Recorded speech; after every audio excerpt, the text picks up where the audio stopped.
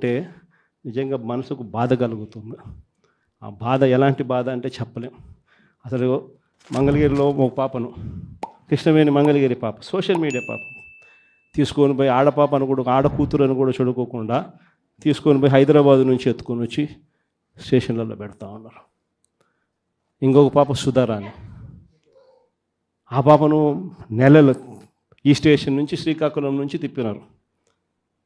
శ్రీకాకుళం నుంచి కింద దాకా అన్ని స్టేషన్లు తిప్పుకుంటూ నెల రోజుల పాటు బెయిల్ రాకోకుండా తిప్పినారు. ఆడవాళ్ళను, ఆడ కూతుర్లను కూడా చూడుకోకుండా కేవలం వీళ్ళకి వ్యతిరేకంగా పోస్ట్ పెట్టిందని. ఇంత దౌర్జన్యంగా జరుగుతూ ఉన్నారు. వంశీ అని ఇప్పటికి నెలన్నర అయిపోయింది.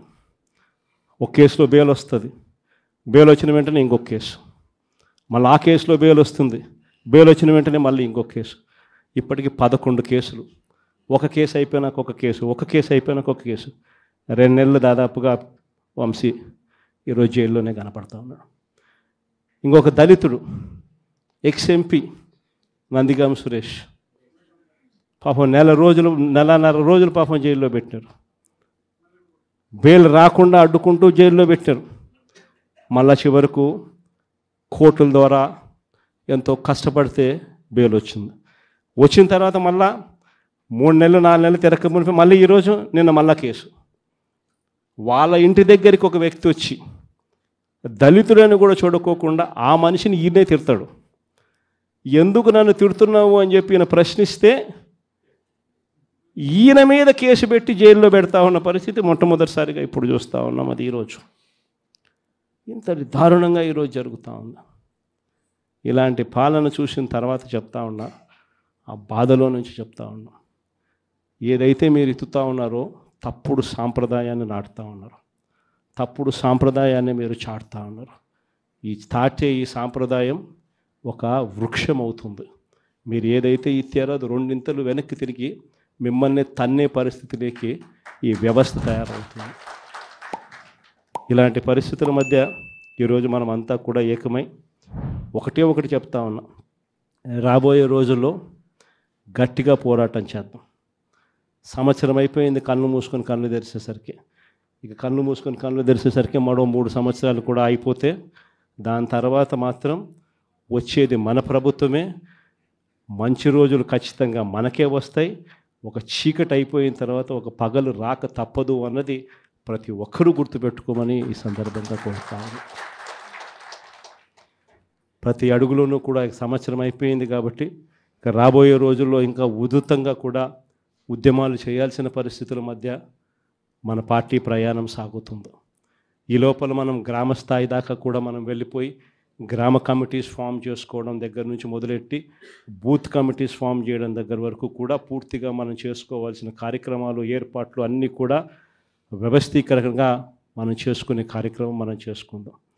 దాని తర్వాత ఉద్యమ బాట పట్టాల్సిన సమయంలో ఖచ్చితంగా ఉద్యమ బాట పడుతూ ఈ ప్రభుత్వం చేస్తూ ఉన్న తప్పులను ఎండగడుతూ, ప్రభుత్వం చేస్తూ ఉన్న తప్పుడు పనులను ప్రజలకు ఎత్తి చూపుతూ మీ పాత్ర మీరు పోషించాల్సిన సమయం కూడా వచ్చింది అని చెప్పడానికి ఈ సమావేశాలన్నీ కూడా ఏర్పాటు చేసి మీ అందరి సహాయ సహకారాలు కూడా తీసుకునే కార్యక్రమం కూడా చేస్తూ ఉన్నాం. బుద్ధి జ్ఞానం లేకపోతే మాట్లాడమనండి. మీ ఇంటి మీద నీళ్ళు వస్తాయని ఆకాశంలో పోతాను, ఇంటికి నీళ్లు రాకుండా చూసుకోవాలి. ఊరికే మర్యాద చెప్తే మర్యాద కూడా లేదు వీళ్లకు. మర్యాద తెలుసుకునేది నేర్చుకోవాలి. ఇంకొకసారి మాట్లాడితే ఆ నాలుకలు తాళాలు వేయాల్సి వస్తుంది. వాట్ నాన్ సెన్స్, ఏంటి తమాషగా ఉంది. ఇన్నింటి వాస్తవాలు లెక్క పెట్టుకుంటూ రాజకీయం కోసం అసహ్యమైన రాజకీయాలు చేస్తారా మీరు? కక్కుర్తి రాజకీయాలు పడతారా మీరు? మాట్లాడేవాళ్ళు లేరని మీ ఇష్ట ప్రకారం మాట్లాడతారా? విషయం కక్కుతారా? ఎందుకంటే విషయం కక్కడం బుద్ధి జ్ఞానం ఉండాలి మాట్లాడాలంటే. మీరు చేసిన ఏదో పనులకి మాటలో చెప్పాలంటే నేల మీద ముక్కు పెట్టి రాసుకోవాలి. మీరు తప్పుడు పనులు చేసి కొంచెం పాలిష్డ్గా మాట్లాడుతున్నాం. పాలిష్డ్గా మాట్లాడితే వాళ్ళకి ఎక్కదు. ఎక్కని వాళ్ళకి ఏం చేయాలో కూడా చేసి చూపించాల్సిన అవసరం ఉంది. అదే జరుగుతుంది రేపు. మొన్న చూశారు మీరు, అక్కడ పోతే వీళ్ళని ఏం చేశారు. అదే జరగాలి ఈ రాష్ట్రం. నీకు ఆలోచన చేసేవాడు, నువ్వు ప్రజాసేవ పనికొస్తావు. నువ్వు అంటే ఏమనుకుంటున్నారు మీరు? అంటే ఏది చెప్పినా నమ్మేస్తారనే అజం ఆ పేపర్లు పెట్టుకొని, తప్పుడు పేపర్లు పెట్టుకొని, తప్పుడు ప్రచారాలు చేసుకుంటూ బతికిపోవాలనుకుంటున్నారు. ఆ ఆటలు సాగవు, అది గుర్తుపెట్టుకోమని హెచ్చరిస్తాను. అందుకే ప్రజలు కూడా 11 సీట్లు ఇచ్చి ఏ విధంగా తీర్పు ఇవ్వాలని ఇచ్చారు. That it self is an indication. ఊరంతా ఒక దారి, ఏడు ఇంకొక దారి అంటారు. ఇది ఒక్కరి మీద జరగల, రాష్ట్ర యంత్రాంగం మీద దాడిగా చూస్తున్నాం. దీన్ని వైసీపీ నాయకులకి